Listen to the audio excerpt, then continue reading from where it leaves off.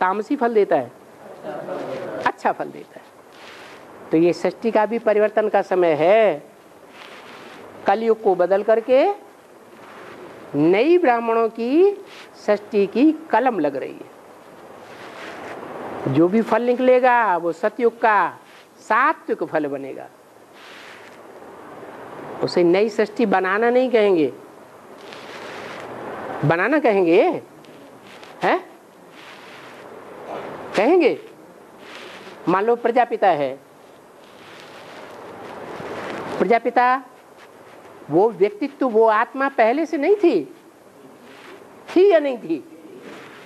और थी तो तामसी थी या सात्विक थी? तामसी थी। सृष्टि भी तामसी होती है। बाप आते हैं तो क्या करते हैं? उस तामसी को सात्विक बनाते हैं। वो सात्विक बनने वाला जो सबसे ऊंची से ऊंची स्टेज वाला व्यक्तित्व है, वो परम पद कौन सा है? नारायण, विष्णु। तो बाप आकर के ब्रह्मा से क्या बनाते हैं? विष्णु। ब्रह्मा एक है या अनेक है? अनेक। तो विष्णु का मतलब है जितने भी जो भी ब्रह्मा हैं, उन ब्रह्मा के स्वभाव संस्कारों को मिला करके क्या कर देते हैं? एक कर देते हैं, तो विष्णु बन जाता है। विष्णु में और रावण में क्या अंतर है? विष्णु को भी अनेक भुजाएं और रावण को भी अनेक भुजाएं। फिर अंतर क्या है? हाँ, विष्णु को एक सर है, वो एक की मत पर चलने वाले हैं अंततः है, और रावण को अनेक सिर, अनेक सिर होने के कारण अनेक मतें देने वाले हैं, तो उनका रावण राज्य कहा जाता है। रावण का अर्थ ही है रुलाने वाला। रावयते लोकान इति रावण, जो दुनिया को रुलाता है वो रावण है। तो रावण संप्रदाय को बना करके, पलट करके, परिवर्तन करके क्या बना देता है? अरे राम ही रावण बनता है कि नहीं आखिरी में? ऐसे तो सारे ही रावण संप्रदाय हैं, एक जैसे रावण है। यह नंबरवार रावण, नंबरवार है तो सब रावण। फिर जो अव्वल नंबर रावण बनता है, कोई तो ऐसा होता होगा जो सबसे जास्ती दुख देता है सारी सृष्टि को। वो कौन है? अरे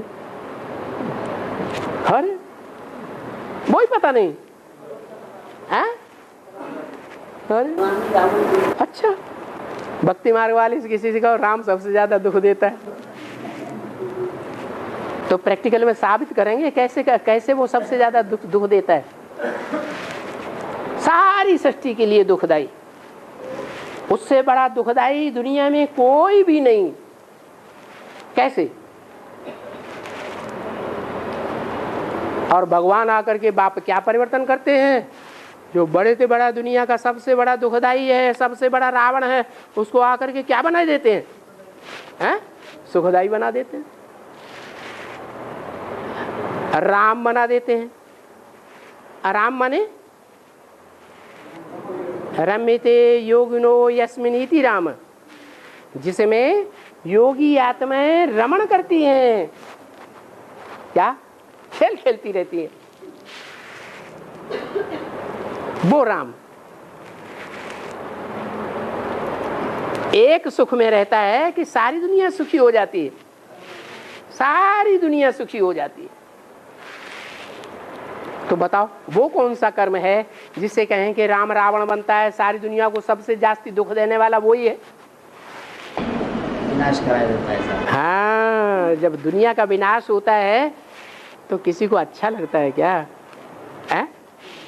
उसको खुद को अच्छा लगता होगा? है? कवियों की भाषा जो होती है वो तो दिल से निकलती है।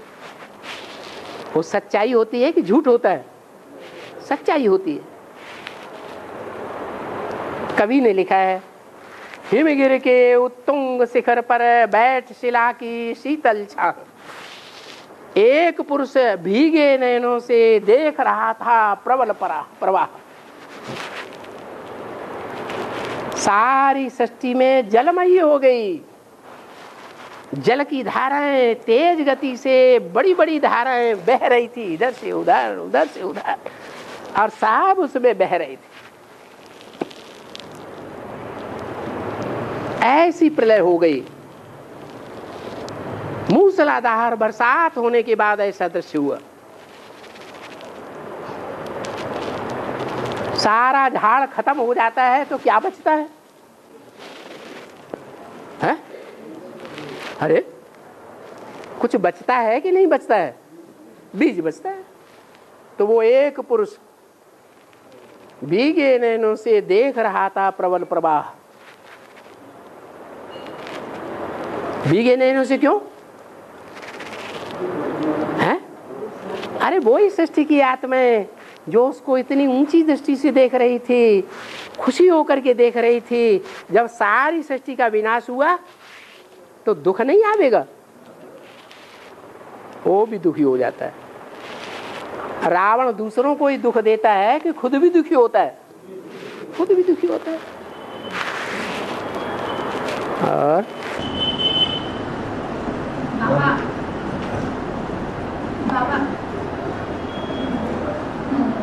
शरीर 5 तत्वों से बनती है, वायु, जल, अग्नि, पृथ्वी, आकाश। इसमें आकाश का क्या होता है? अरे ऐसा कौन सा तत्व है जो सारे ही तत्वों को घेर के रहता है? आकाश। आकाश जो है इस सृष्टि रूपी परिवार का पिता है। जो परिवार का पिता है वो परिवार के सारे सदस्यों को घेर के रहता है या छुटकारा दे देता है? 2-4 को घेर के रहता है। तो आकाश ही है जिसके अंदर बाकी चारों ही तत्व समाये हुए हैं, घिरे हुए हैं। और शास्त्र में एक पंक्ति है, नितंबरा प्रज्ञा है।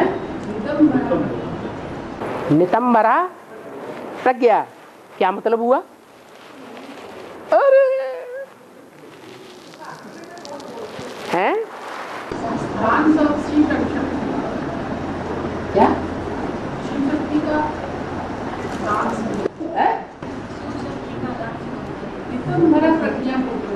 हाँ, नितंबरा प्रज्ञा बोला तो है शास्त्रों, लेकिन अर्थ क्या है?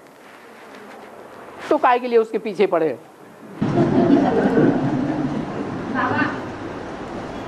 हाँ। लक्ष्मी तो नारायण से ही ज्ञान लेती है, लेकिन हाँ नाम पहले क्यों लेता है? हाँ, देखो नारायण से ज्ञान तो लेती है। हम सब ब्राह्मण भी एक शिव बाबा से ज्ञान तो लेते हैं कि नहीं लेते हैं?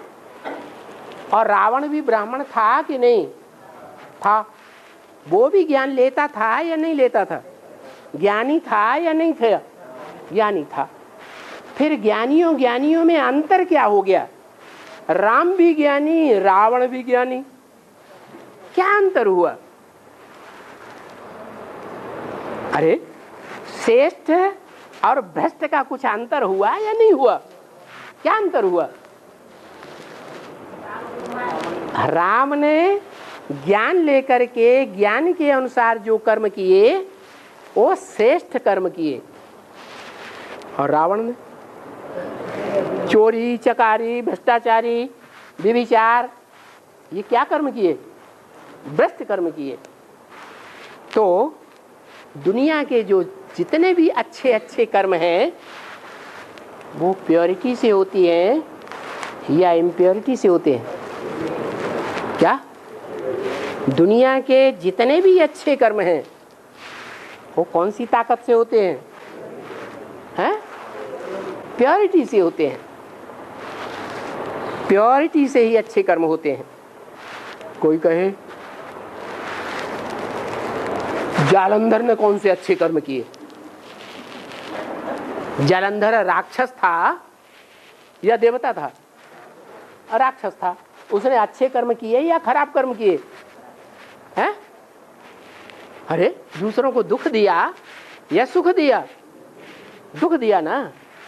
तो फिर वो जालंधर ने जो बुरे कर्म किए वो कौन सी ताकत से किए हैं? अरे उसके पूर्व जन्मों का हिसाब किताब ऐसा था जिसके आधार पर वृंदा जैसी सती स्त्री उसकी पत्नी बन गई। तो वो पवित्र थी या अपवित्र थी? तो जालंधर ने अगर खराब काम भी किए तो कौन सी ताकत से किए? कौन सी ताकत थी उसके पास जो इतने इतने खराब काम करने में भी सफल होता रहा? प्योरिटी की पावर मिली। तो दुनिया के चाहे अच्छे से अच्छे कर्म हो वो भी शक्ति से किए जाते हैं, और जो बुरे से बुरे कर्म हैं वो भी शक्ति से ही किए जाते हैं। लेकिन वो शक्ति कहाँ से आती है? प्योरिटी से आती है। प्योरिटी के कारण ही अच्छे और अच्छे से बुरे, बुरे से अच्छे कर्म होते हैं। तो ये प्योरिटी लक्ष्मी से आती है या नारायण से आती है? जन्म जन्मांतर कौन पवित्र रहती है? तो जन्म जन्मांतर जो पवित्र रहती है, अब व्यभिचारिणी होकर के रहती है, एक ही आत्मा के साथ पति पत्नी का संबंध निभा करके रहती है, तो वो आत्मा शिव की शक्ति हुई अव्वल नंबर की या नहीं? शिव की अव्वल नंबर की शक्ति है। और वो अव्वल नंबर की शक्ति वो जब तक सहयोगी नहीं बनेगी राम की, तब तक राजधानी स्थापन नहीं हो सकती। तो किसका नाम पहले रखना चाहिए? है माताओं के द्वारा ही स्वर्ग के गेट खुलते हैं। इसलिए लक्ष्मी का नाम पहले और नारायण का नाम बाद में, सीता का नाम पहले और राम का नाम बाद में, राधा का नाम पहले और कृष्ण का नाम बाद में। और है अव्यक्तवाणी में बोला है कि भारतवासियों का यादगार अचलगढ़ है और डबल विदेशियों का यादगार दिलवाड़ा है। क्या? भारतवासियों का यादगार अचलगढ़ है, अचलगढ़ है। हाँ। और डबल विदेशियों का यादगार दिलवाड़ा है। और डबल विदेशियों का यादगार दिलवाड़ा है। हाँ ठीक बात है। ये पॉइंट निकाला तो है, लेकिन तारीख वारीख कुछ ली है?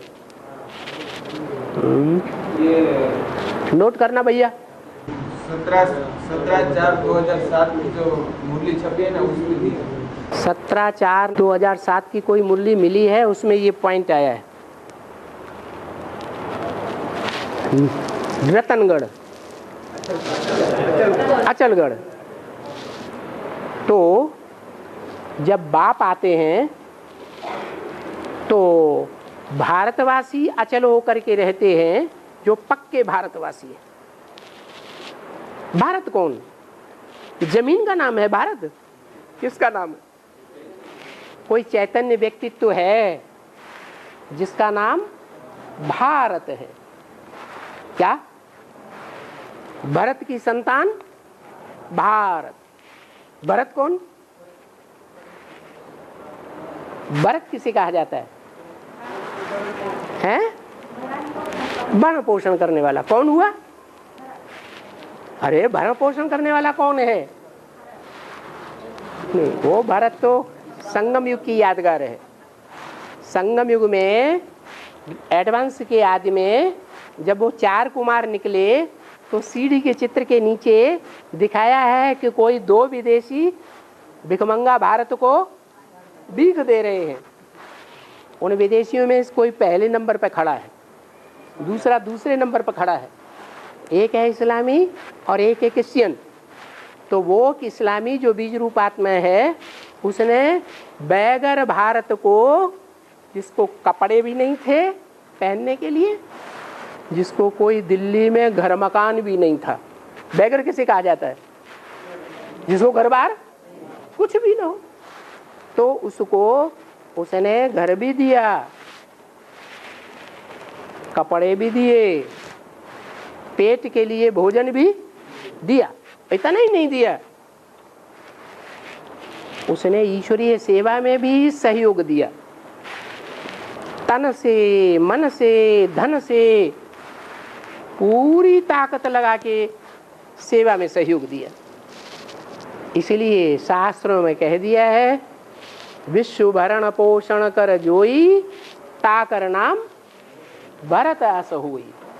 माना जो इस्लाम धर्म की बीज रूप आत्मा है उसने संगम युग में ऐसा कर्म किया है कि जो विश्व का बादशाह बनने वाला है उसकी पालना की है। क्या? ज्ञान के आधार पर भी पालना की है। उसने ज्ञान की सेवा में अव्वल नंबर आगे बढ़ करके सेवा की। क्या? ब्राह्मण परिवार में एडवांस में कोई भी लिटरेचर नहीं निकला, और उसने निश्चय बुद्धि होने के तुरंत बाद 9 पेज का एक लिटरेचर छापा। उसका नाम था शिव का डमरू डम डम बोले, अगम निगम के भेद खोले। और उसमें चारों चित्रों को शार्ट में करके बखान कर दिया। एक ही रात में मंथन किया और एक ही रात में अगले दिन छपा करके साइकिल स्टाइल से उसकी कापियां सारी दिल्ली में और जितने भी 200-300 सेंटर्स थे सब जगह पोस्ट ऑफिस से भेज दी। तो ज्ञान का भी पोषण किया या नहीं किया? अव्वल नंबर में किया या बाद में किया? खेती का भी ये नियम है। क्या? बरसात होने के बाद जो रबी की फसल पहले पहले बोलता है उसको ज्यादा फल मिलता है या बाद में बोता है उसको ज्यादा फल मिलता है? ये ज्ञान की खेती में भी ऐसे ही है।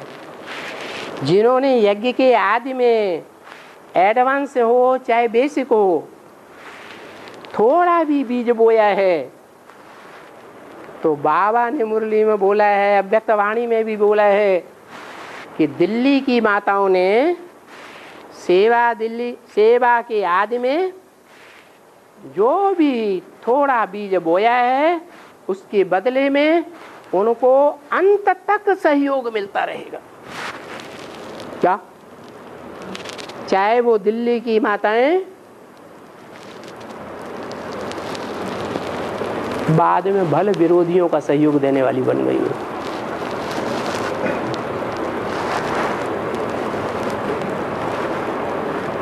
हेमकांता का क्या हाल हुआ, जिसे यमुना नाम दिया जाता है?